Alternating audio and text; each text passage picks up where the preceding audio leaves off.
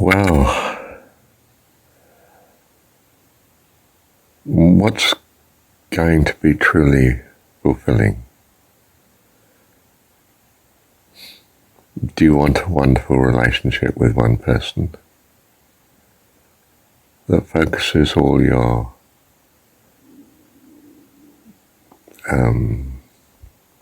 resources, all your attention on that one person, and the others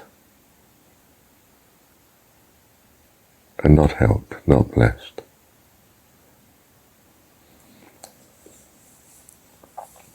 Would your love for one person be such that it means you do not care for all?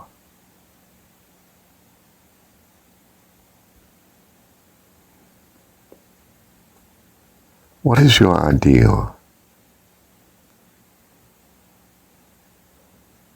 Come and think out of the box.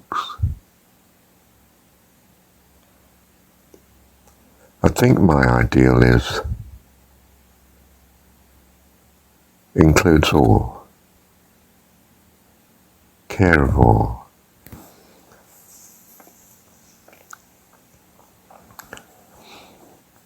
That we are open to loving,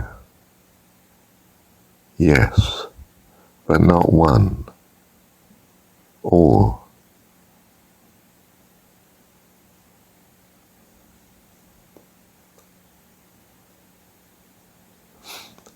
How can I be happy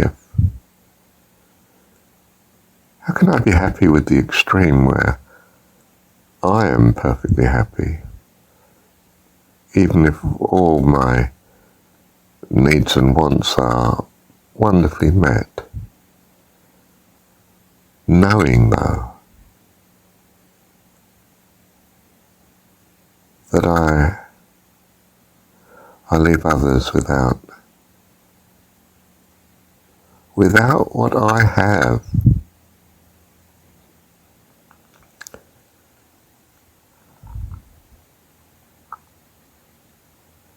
I could say, well, they could all do it on this micro-centered view. They could all find a single other person to utterly care for and be cared for by.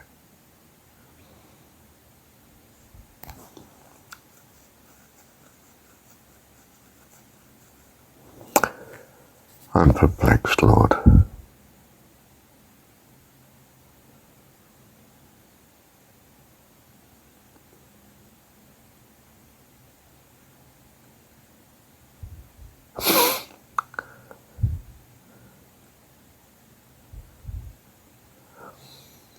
First commandment is the clue, first principle as I refer to it,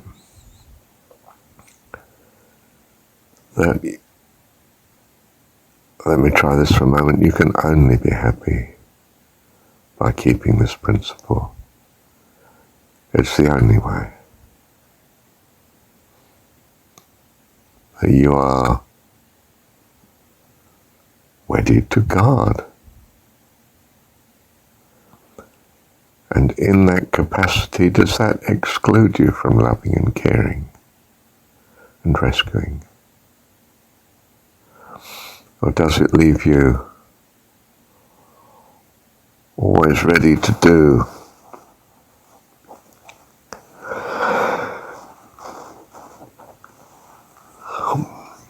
what is a blessing and a help at any one moment?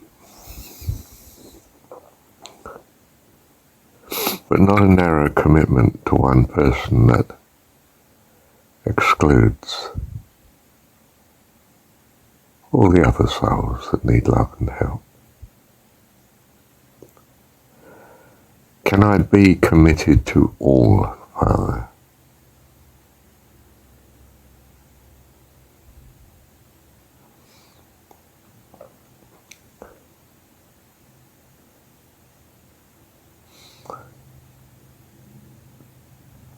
only if you know in your heart, Marshall, that your own needs are met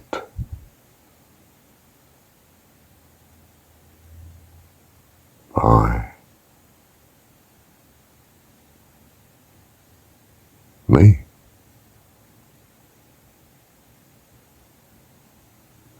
Your Heavenly Dad.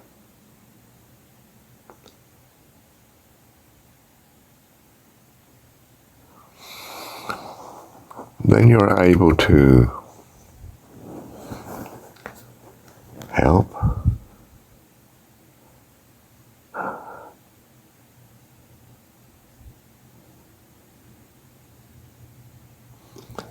look. It's God that is the answer.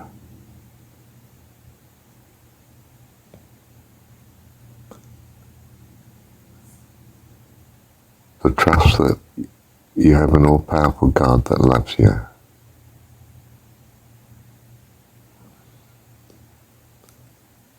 And that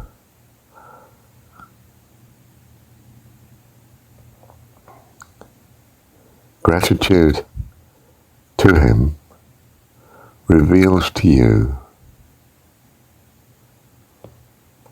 the wonderful blessing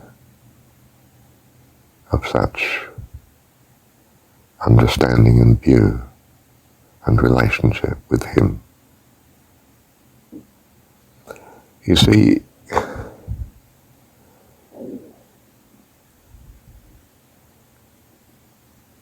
it's going to be very sad if Father, if I can't rescue everybody,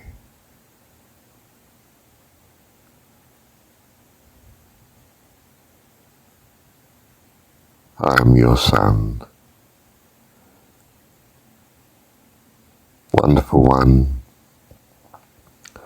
my ideal is that you love all, which means that my ideal is that I love all.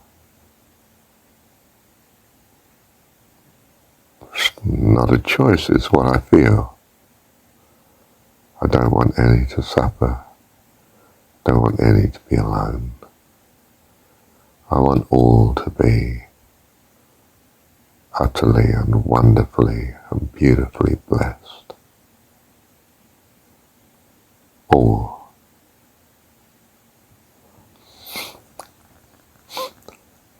In my finite form, I can't do that.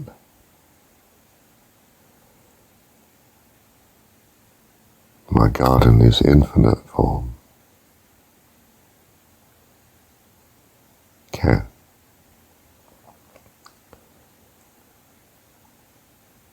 So how do I love you? I want for you what I want for me.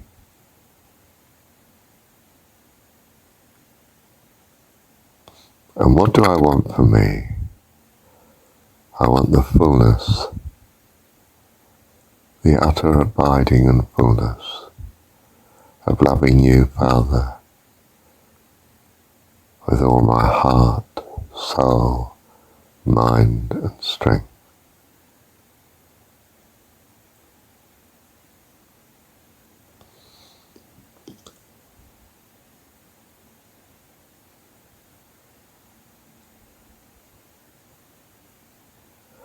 And I want all to have this.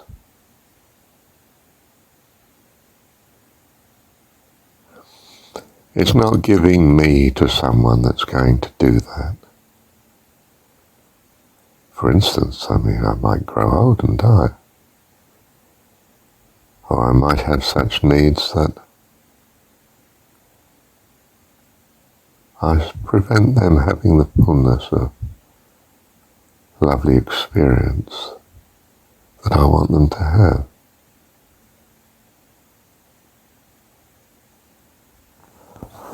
Father,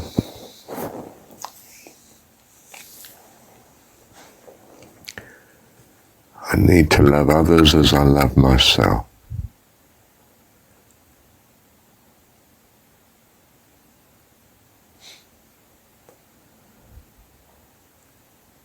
And loving myself seems to turn utterly on loving you with all my heart, soul, mind and strength.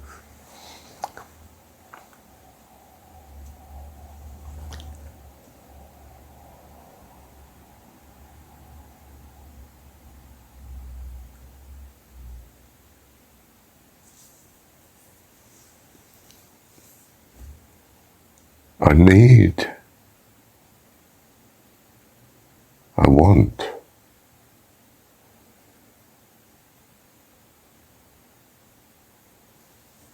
to be free to bless.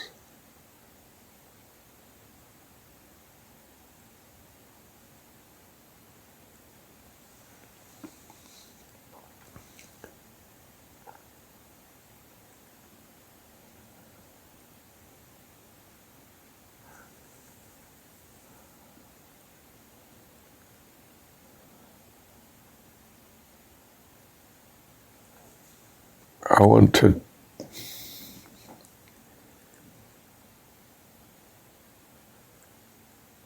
all life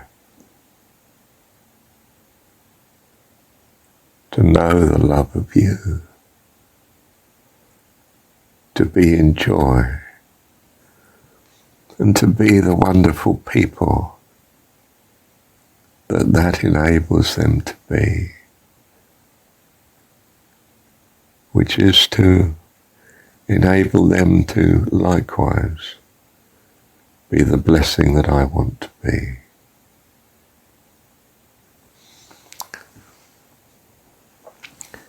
Loving you, Father,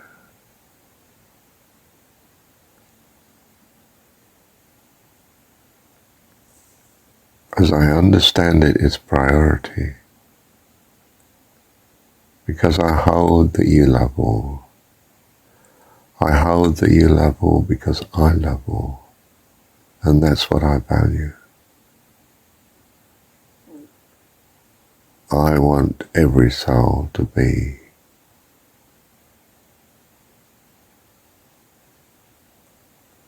fully loved and cared for, and able to love and care for fully, and free to be such that they have the joy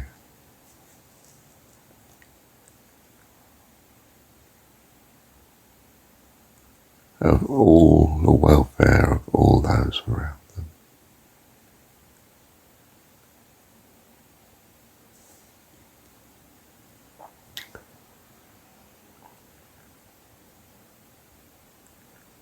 You see, we seek to fall in love, to have the perfect partner, but it excludes terribly. It stops you being free to give to others. But if it's exclusiveness alone that they want, then their desires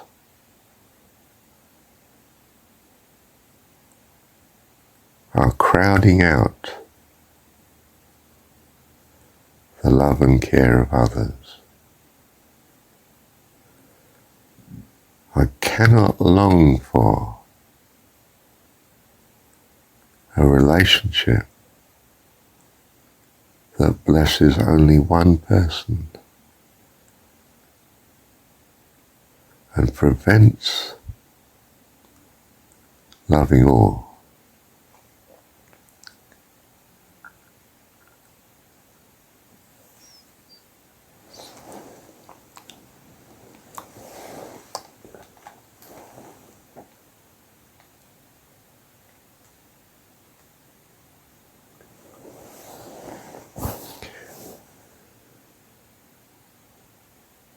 I will be just myopic and inward looking, and then I will find this other person to be my prison. The meaning of life would have gone.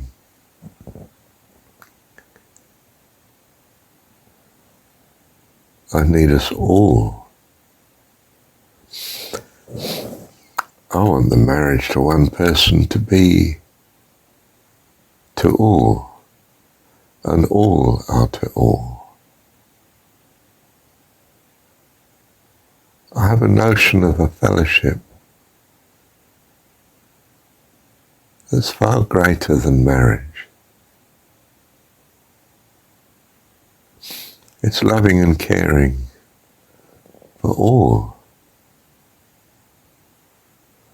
I don't want you to be left out because I've focused on one other person. Because it was in my narrow self-interest. It's not. My narrow self-interest is to love all. That all be blessed. If I value devotion to God as the answer to all needs of a person, then I want it for all. Because I can't bear the thought of some soul being left out.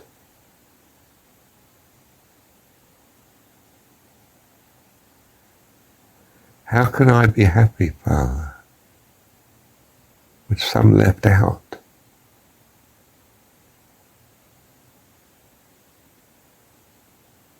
I'm not free to love one person. I have to love all. Join me in loving all. Oh, that's wonderful. I'm so glad you're here. That is wonderful. But if you just want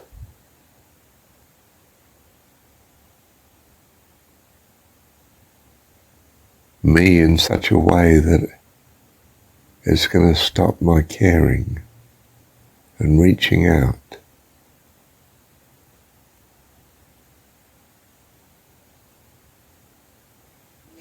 my love is for all. If your love is for that too, oh, you are an absolute treasure.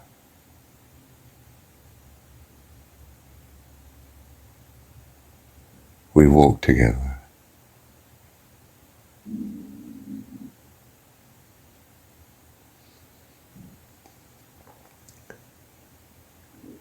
If we can love each other in such a way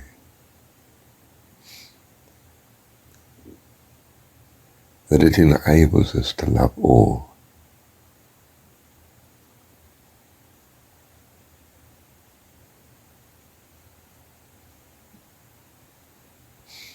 then that's a blessing.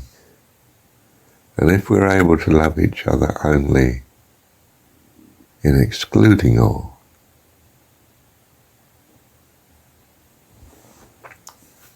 we're doomed to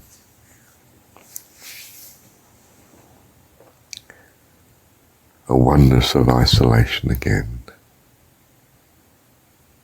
More importantly, they are doomed to not having our company.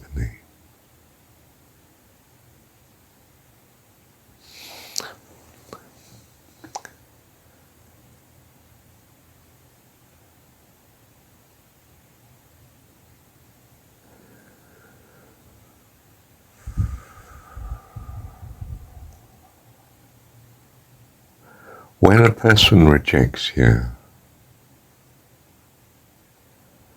they imprison themselves.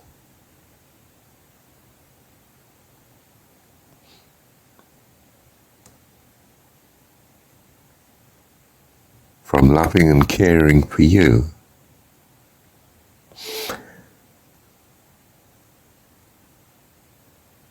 And if they do this consistently on a grand scale, they court loneliness. Every time they reject loving and caring for you, they put another brick in the wall of their prison.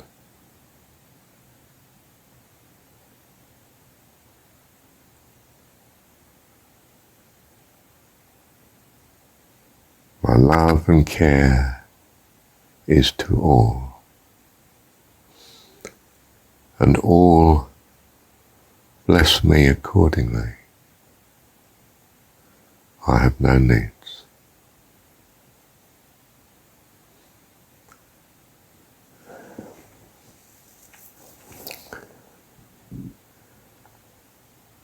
And I am open then to the love and care of all. Wow. When you love and care for all and don't exclude any and don't do that which excludes others,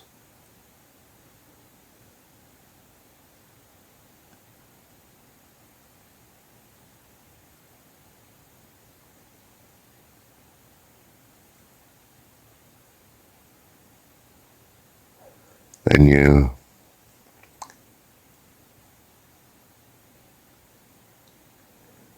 give yourself the fellowship of an infinite family.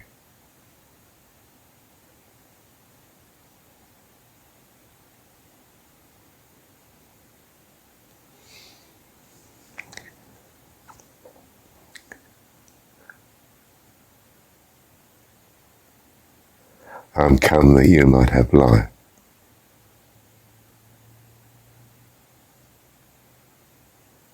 that you might have life, and have it more abundantly.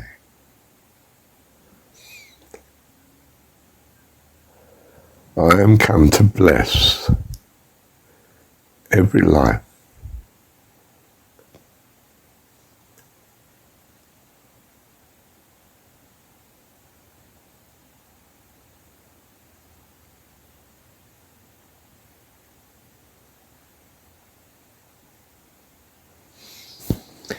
I can only do that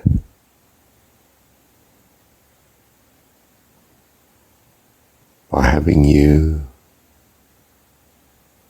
know in your heart you're loved of God, and then you will be able to give as I give and be fully happy and fully provided for.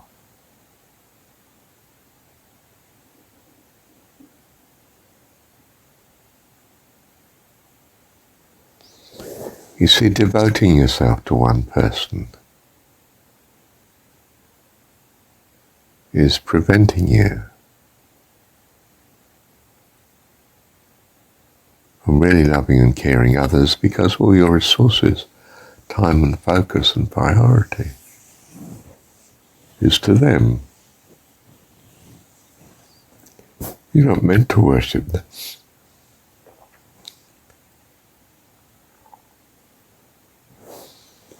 You have learnt through marriage to one other person to extend yourself to include another. There's great joy and richness in activity and life and blessing and protection in doing that. How much more when you devote yourself to the care of all.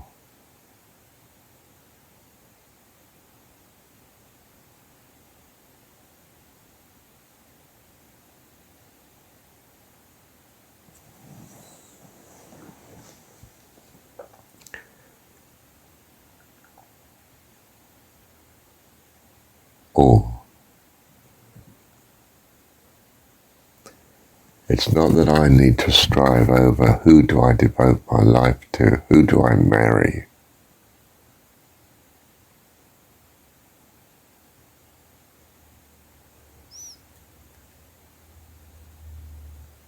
The only way to live is to devote yourself to your God.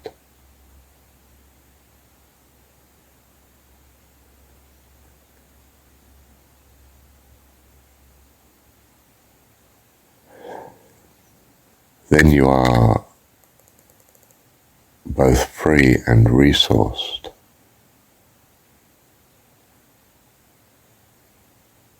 to bless all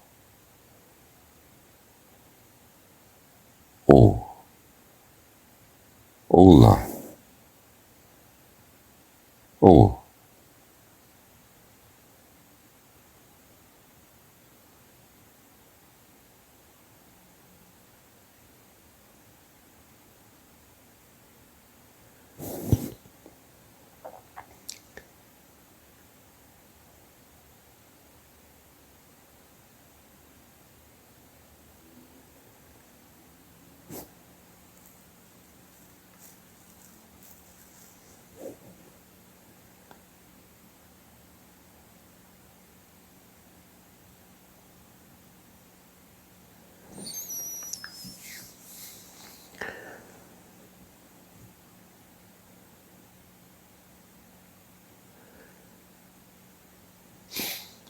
They exclude you.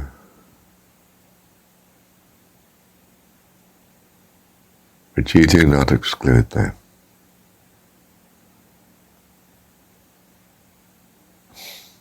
Now, Jesus says, I stand at the door and knock.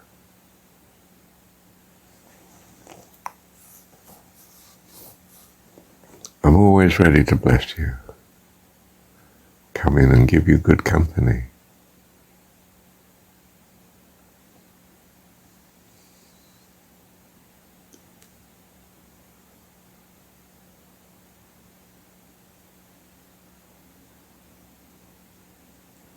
I'm always free to.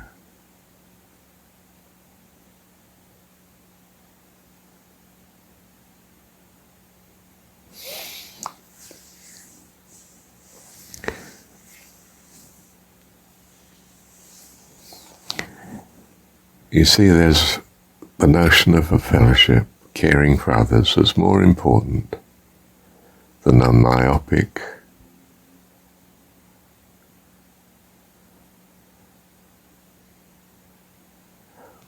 marriage relationship.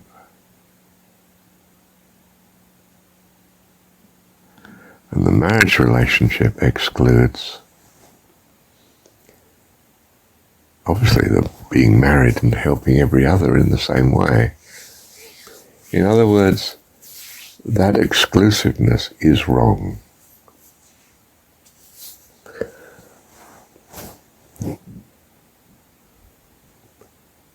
It's to the cost of all the blessing you could be to all others.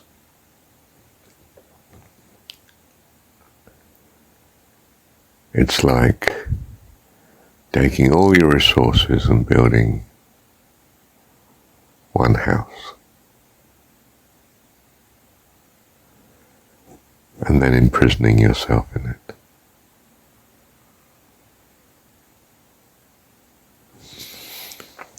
Instead of having the resources of heaven,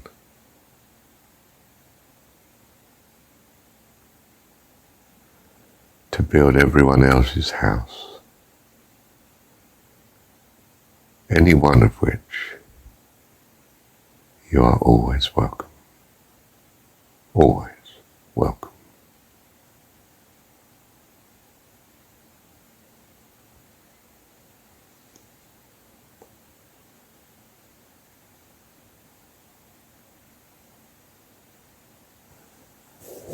You see,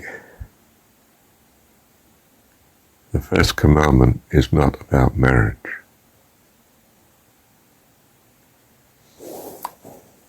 It's about loving a God who loves all.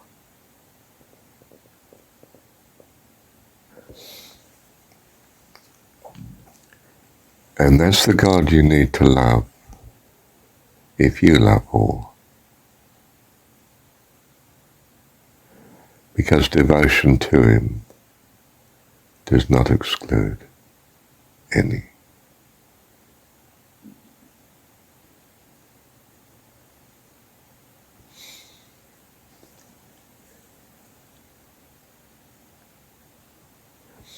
And you ideally want every other to be like that too. How else can they be happy?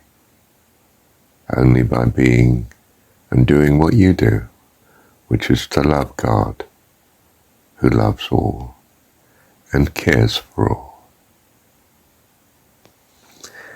So I don't step into a marriage relationship where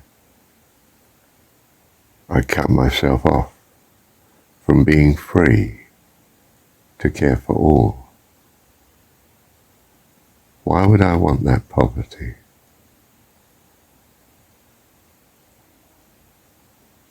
That would be madness. I have all things.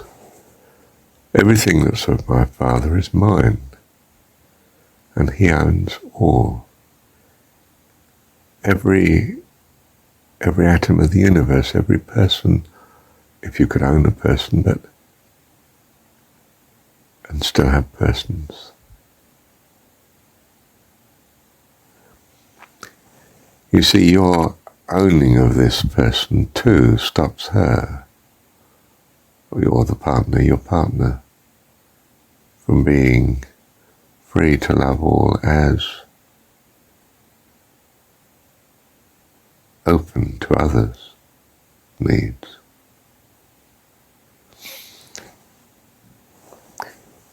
In other words, your love excludes them.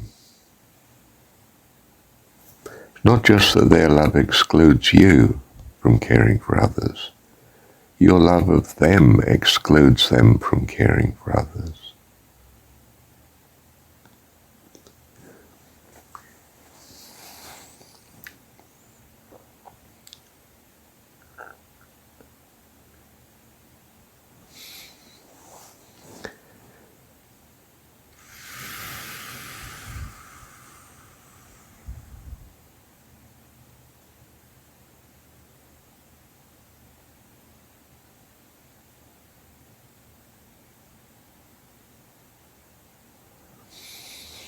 There's so much for partners. What about for children?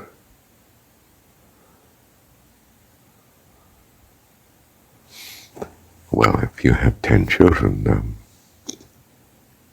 each one needs you to be mum. Not your being mum to one excludes you being mum to the others. See, if I love my children, I'm not anything like as free to love and care for the children that live next door.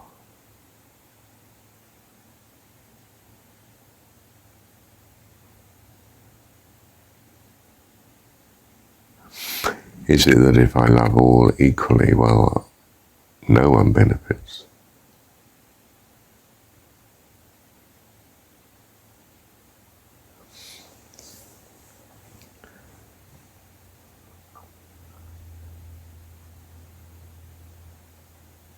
It's not that I need you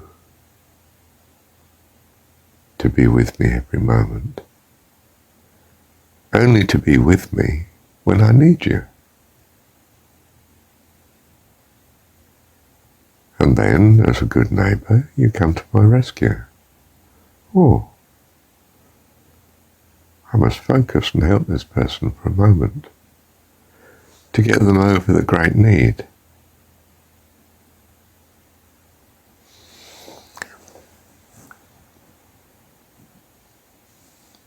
Their ongoing need is to be likewise like me, ever happily ready to meet specific needs, and doing so, and free then to move on and help others with specific needs.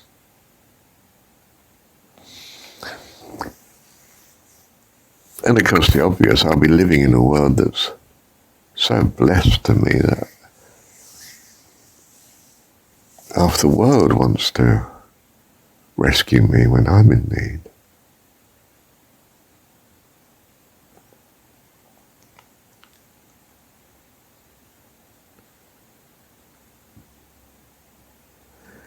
Your salvation, your happiness, your fullness of life does not lie in marriage.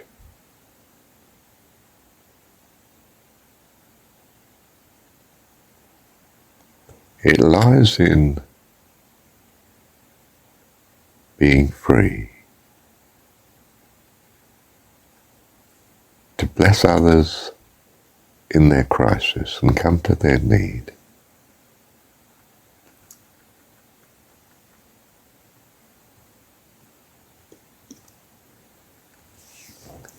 And you will find that they are ready to come to your need. So many, out of gratitude, of course. This person I've rescued now loves me as their self.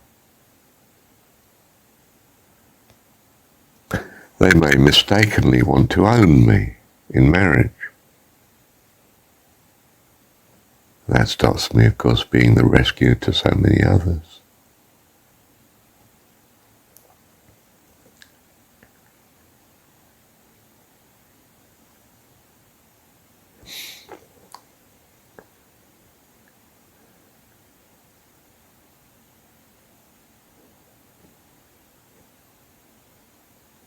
We can't meet that need.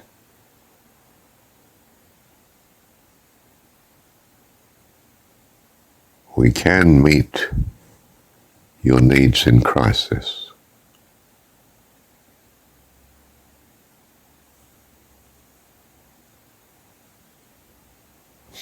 And in doing that, we strike up such a bond, a relationship, that you will always meet me in crisis too.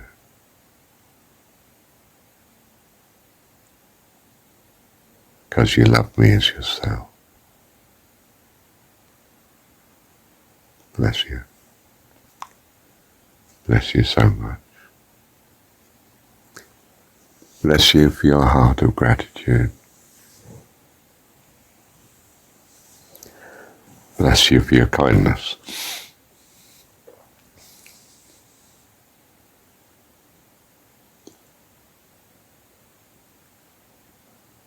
We are a community, a fellowship. When someone has a need, the whole community rushes round and meets your need, puts you back on your feet, so that you are able to give and know the joy of giving too.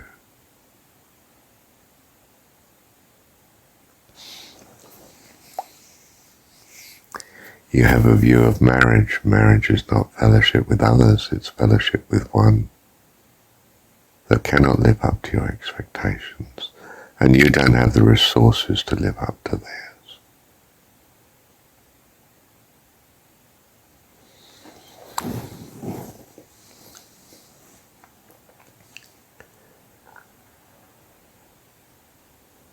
I offer you community. You offer me isolation. I offer you community, family.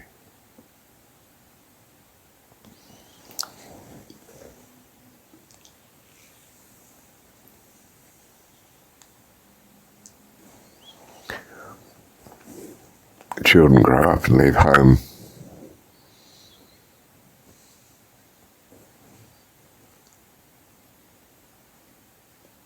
They get a partner and they bring her back home because home is the safer and better place to be.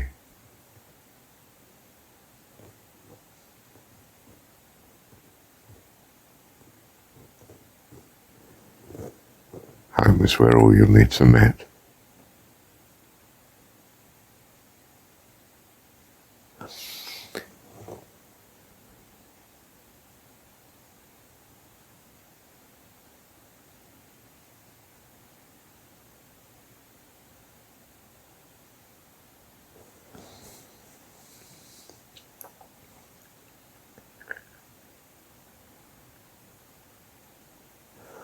Perhaps you can do it the other way.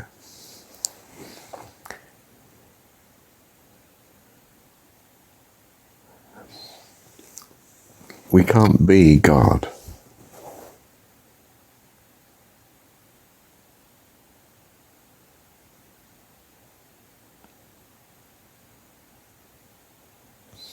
I can only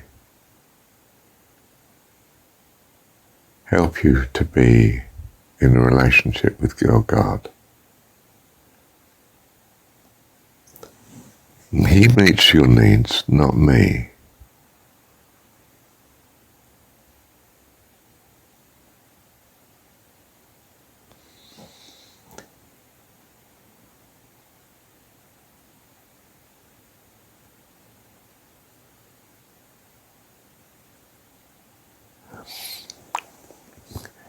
It's not my giving me that you need. It's God you need. And when you have God, as I have God, then we can be together in community.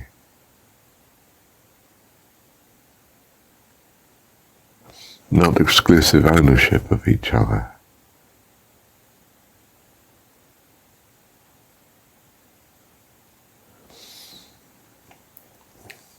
Do you see the basic principle is to love your God with all your heart, soul, mind and strength? Then of course a community, a church or a fellowship says, well,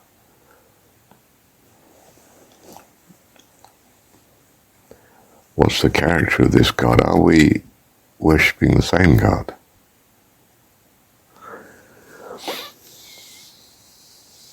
Well, it needs to be a God that has the welfare of all at heart.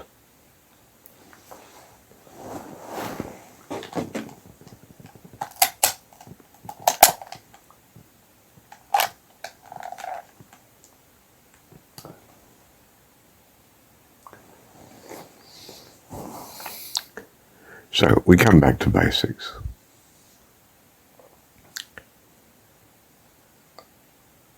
I need to love my God with all my heart, soul, mind and strength. And I want this for all others that I love. So when I say I love you, I don't mean I'm ready to devote my life to you in return for you doing the same to me. What I mean is I'm ready to help you know God as I know God, that you might have life eternal like me. And of course, we are a great blessing to each other then if you do this. We have something much greater now than simply a relationship of devotion to each other. We have a relationship that you are devoted to God, who loves all, and I am too. We are utterly in harmony.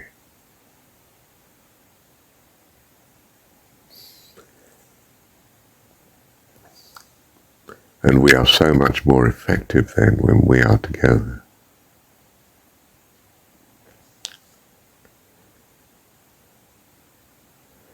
So I am looking for a fellowship,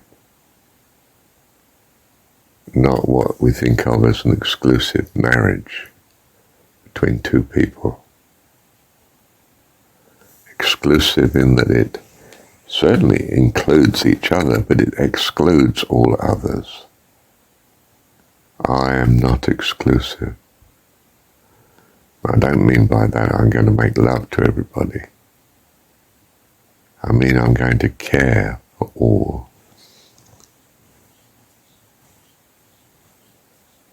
This doesn't mean to say I'm giving all some equal share of my company. I allocate my limited, narrow self to where it's best valued. it's best valued in bringing this same relationship of care, of knowing God, to others. Not in me meeting their needs, but in them knowing God meets their needs. In other words, I don't come to own you. I purely come to rescue you. And it's only right, of course, that those whom I'm rescued will always meet me in my needs, because they're filled with gratitude and thanks and want to bless me. Then we have a fellowship.